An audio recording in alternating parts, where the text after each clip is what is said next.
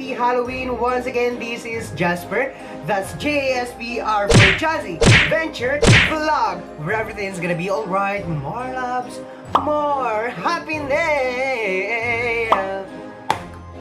For today's video ay magkakaroon tayo ng isang Halloween special vlog. Ayan, so nag-invite ako ng isang kaklase, ng isang kaibigan, isang artist, kung saan siya ang gagawa ng mga prosthetics sa aking muka para, ayan, i-transform ako from this face into a monstrous or nakakatakot na nilalang. Ayan, so para nauso naman ngayon na November, ay nagkaroon tayo ng celebration ng Halloween. Ayan, nagkaroon din ng mga trick or treats or anumang mga kaganapan or mga kakatakutan. And usong-uso ngayon ang mga haunted house.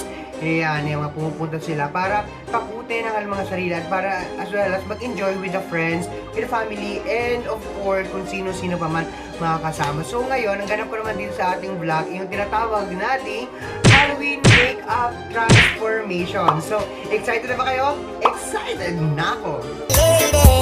Everything's gonna be alright, alright. Ngayon guys, nagpalit tayo ng outfit para madaling alisin. Ayan, nakita na aking boot. Ayan, mag-hi ka muna sa aking vlog. Ayan, he is KHALIQ LUZON. He is an artist. So, gumagawa siya ng mga mural paintings. Ayan, ano pa yung mga ginagawa ni KHALIQ?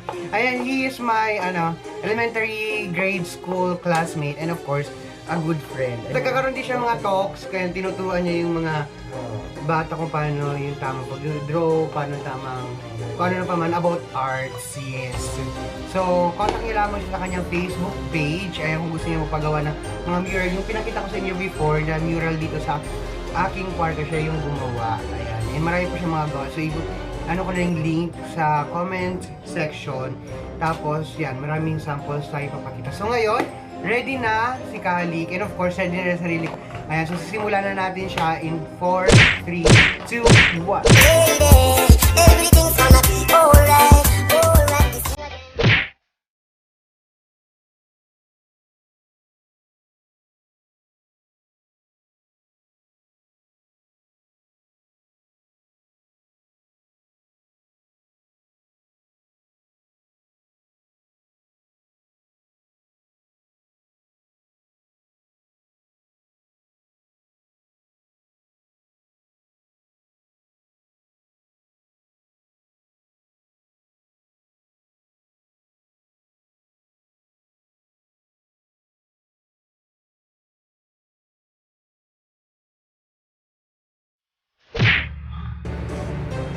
This is the base.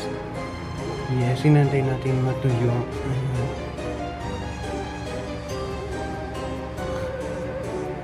Char!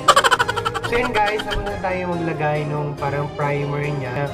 May mga ginamit na ingredients for the base. Ayan. Ay yung Nux powder, yung parang gelatin siya. Then, ayan, syempre mainit na tubig. Tapos later, habang pinapatuyo natin ito ay, ayan, gagamit ng acrylic paint, poster paint, ayan yung honey jam or bee, mga ganon. And of course, yung food color para magkaroon ng effect na nagdudugo-dugo siya.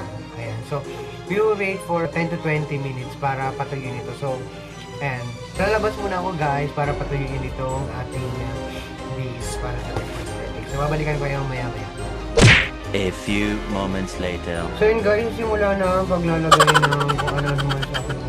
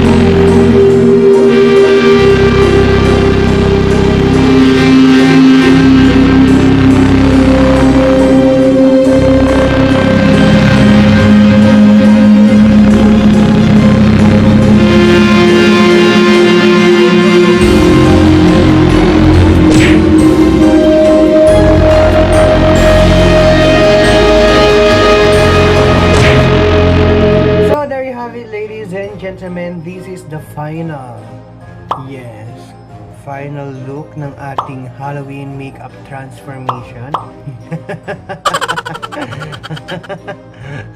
Ayan, so kung gusto nyo bang makanood ng iba't ibang mga videos ko or mga paparating kong uploads, don't forget to hit like and subscribe, and of course the notification bell button. And hit na yan for jazzyventure vlog, where everything's gonna be alright. More loves, more happiness.